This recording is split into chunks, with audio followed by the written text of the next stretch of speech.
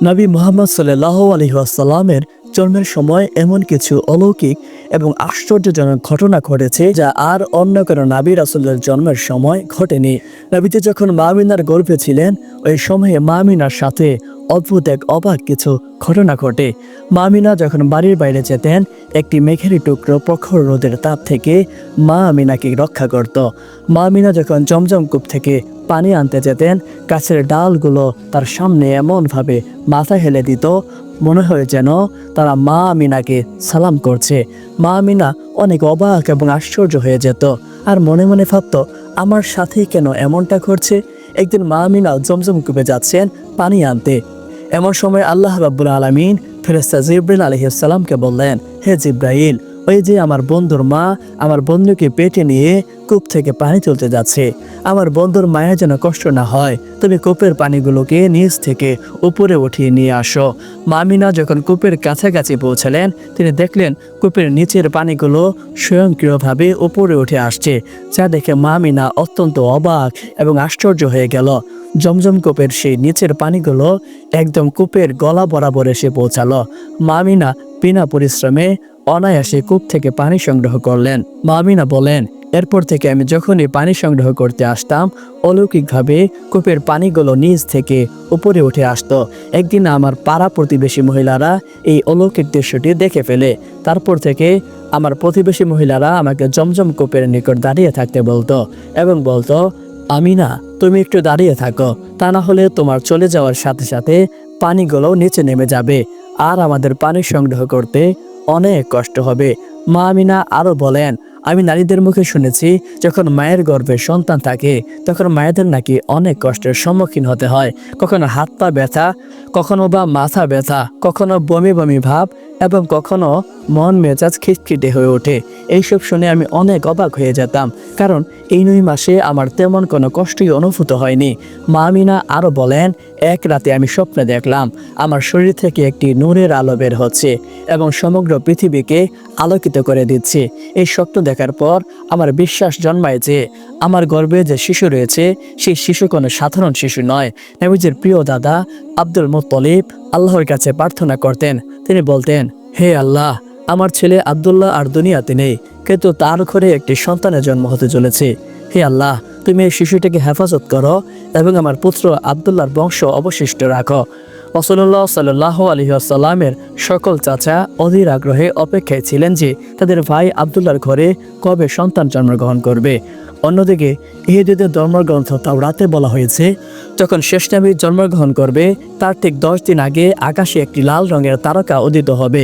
এদিকে যখন হযরত মুহাম্মদ সাল্লাল্লাহু আলাইহি ওয়াসাল্লাম জন্মের আর মাত্র 10 দিন বাকি ছিল তখন আসমানে সেই তারকাটি উদিত হলো। এটা দেখে ইহুদীদের মধ্যে উদ্বেগ ছড়িয়ে পড়ল এবং তাদের আলেমরা সবাইকে একত্রিত করে বলল, ওই যে আকাশে লাল রঙের তারকা উদিত হয়েছে, যার অর্থ হচ্ছে শেষ নবীর আগমন আসন্ন। তোমরা মদিনায় গিয়ে খোঁজ নাও সেখানে কোনো ঘরের সন্তান জন্মের আর মাত্র 10 দিন বাকি আছে কিনা। ইহুদি গুপ্তচরগণ মদিনায় গিয়ে খোঁজ নিয়ে দেখলো সেখানে অনেক নারীর গর্ভে সন্তান আছে, কিন্তু কারো প্রসবের সময় এখনো আসেনি। তারা ফিরে এসে তাদের আলেমদেরকে জানালো যে মদিনায় এখন কোনো বাচ্চা জন্ম নিচ্ছে না। তখন আলেমরা বলল, এবার মক্কা গিয়ে দেখো। ইহুদিরা মক্কায় গিয়ে অনুসন্ধান করতে লাগলো এবং তারা জানতে পারলো যে মক্কার 5টি পরিবারে সন্তান জন্ম নিতে চলেছে। তখন তারা মক্কার মানুষদের বলল, একজন শিশুর জন্ম হতে চলেছে যার বাবা এই পৃথিবীতে নেই। মক্কার লোকেরা তখন বলল, সে আব্দুল মুত্তালিবের নাতি আর সেই জন্ম হতে চলেছে। আব্দুল মুত্তালিবের ছেলে আব্দুল্লাহ কিছুদিন আগে ইন্তেকাল করেছে এবং সেই আব্দুল্লাহর স্ত্রী বাচ্চা প্রসব করতে চলেছে। এই খবরটি শুনে ইহুদিরা হতাশায় কাঁদতে কাঁদতে তাদের আলেমদের নিকট ফিরে গেল এবং তারা গিয়ে বলল, আফসোস, নবুয়ত এখন ইহুদিদের কাছ থেকে মক্কার কুরাইশদের কাছে চলে গিয়েছে। আর অবশেষে সেই কাঙ্ক্ষিত সময় উপস্থিত হলো, যার জন্য সবাই অধীর আগ্রহে অপেক্ষা করছিল। সেই মুহূর্তের প্রতীক্ষা ছিল আকাশ, বাতাস, পৃথিবী, পাখি এবং সমস্ত সৃষ্টিকোল। আজ এমন এক শিশুর জন্ম হবে যে শিশুর কারণেই এই পৃথিবী সৃষ্টি করা হয়েছে। রাত হয়ে এসেছে। মা আমিনা পেটে হালকা ব্যথা অনুভব করলেন। তিনি বুঝতে পারলেন যে হয়তো আজ রাতেই তার শিশু জন্মগ্রহণ করবে। তিনি আব্দুল মুত্তালিবকে বিষয়টি জানালেন। সঙ্গে সঙ্গে আব্দুল মুত্তালিব একজন মহিলা দাসীকে ডেকে বললেন, আজ রাতে তুমি আমিনার কাছে থাকবে, কারণ আমার ছেলে আব্দুল্লাহর ঘরে আজ এক শিশুর জন্ম হবে। রাত গভীর হতে লাগলো, চাঁদ যেন নিরাপদে মেঘের আড়ালে লুকিয়ে গেল। রাতে আব্দুল মুত্তালিব এবং তার ছেলেরা বাড়ির বাহিরে পায়চারি করছিলেন। আব্দুল্লাহর স্ত্রীর সঙ্গে কোনো কিছু ঘটে গেলে তারা তৎক্ষণাৎ চিকিৎসার ব্যবস্থা করতে পারবেন। রাত কেটে যাচ্ছিল, চারপাশ ছিল আধার। ভোরের সময় মা আমিনা আবার পেটে ব্যথা অনুভব করলো। তিনি বুঝতে পারলেন তার সন্তান জন্মের সময় ঘনিয়ে এসেছে। তিনি শিফাকে ডেকে বললেন, আমার ব্যথা হচ্ছে। এবং অল্প কিছুক্ষণ পর ভোরের আলো ফোটার আগেই রাসূলুল্লাহ সাল্লাল্লাহু আলাইহি ওয়াসাল্লাম জন্মগ্রহণ করলেন। সুবহানাল্লাহ। তো জাহানের বাদশাহ, পৃথিবীর সর্দার, তাকে সৃষ্টি না করলে আসমান জমিন কিছুই সৃষ্টি করা হতো না। সেই মহামানব পৃথিবীতে ভূমিষ্ঠ হলেন। নবীজি সাল্লাল্লাহু আলাইহি ওয়াসাল্লামের জন্মের পর 3টি অদ্ভুত ঘটনা ঘটেছিল। প্রথমত, সাধারণ সন্তানরা জন্ম নিলে সন্তানের নারী তার মায়ের সাথে যুক্ত থাকে, কিন্তু রাসূলুল্লাহ সাল্লাল্লাহু আলাইহি ওয়াসাল্লামের জন্মের পর তার নারী তার মায়ের সঙ্গে কোনোভাবেই যুক্ত ছিল না। দ্বিতীয় বিষয়টি হলো, সাধারণ শিশুরা জন্মগ্রহণ করলে তার সঙ্গে অনেক ময়লা এবং নাপাকি বের হয়ে আসে, কিন্তু রাসূলুল্লাহ সাল্লাল্লাহু আলাইহি ওয়াসাল্লামের জন্মের পর তার সঙ্গে এক ফোঁটা ময়লা অথবা নাপাকি বের হয়ে আসেনি। তৃতীয় বিষয়টি হলো, সাধারণ ছেলেদের জন্মের অনেক পরেই খাতনা সম্পন্ন করা হয়, কিন্তু রাসূলুল্লাহ সাল্লাল্লাহু আলাইহি ওয়াসাল্লামের খাতনা তার মায়ের গর্ভে থাকাকালীন অবস্থায় সম্পূর্ণ হয়েছিল। জন্মের পর পৃথিবীতে এসে তাকে আর খাতনা করতে হয়নি। এই 3টি বিষয় দেখে দাসী শিফা অনেক আশ্চর্য হয়ে পড়লেন এবং মা আমিনাকে বললেন, আমি আমার জীবনে এমন শিশুর জন্ম কখনোই দেখিনি। এরপর মা আমিনা তার সন্তানকে কুলে তুলে নিলেন। কিছুক্ষণ পর মা আমিনার ঘরে একটি মেঘের টুকরো প্রবেশ করলো।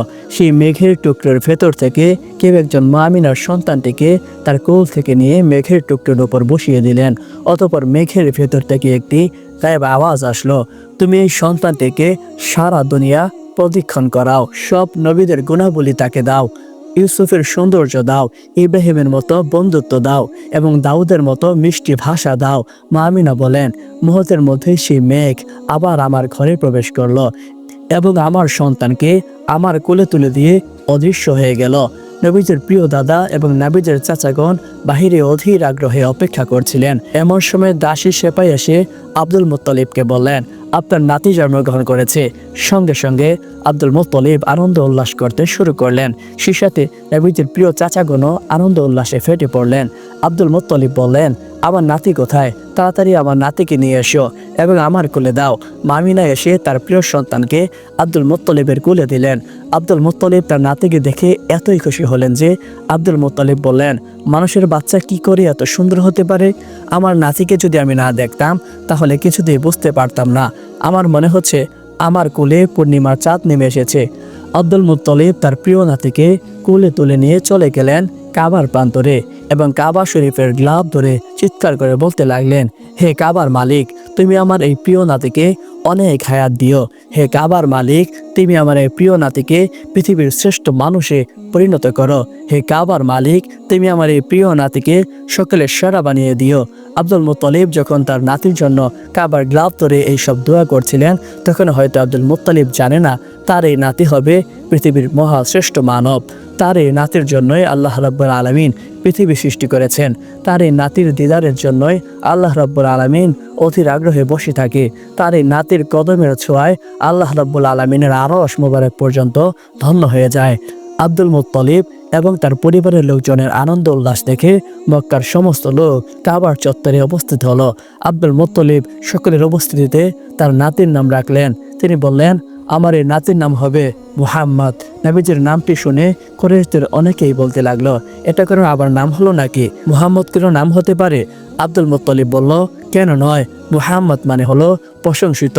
আমার নাতি সকলের কাছেই প্রশংসিত হবে, এই জন্যই আমার নাতির নাম হবে মুহাম্মদ। প্রিয় দর্শক, ইসলাম প্রচারের স্বার্থে ভিডিওতে লাইক দিয়ে ভিডিওটি শেয়ার করে দিন।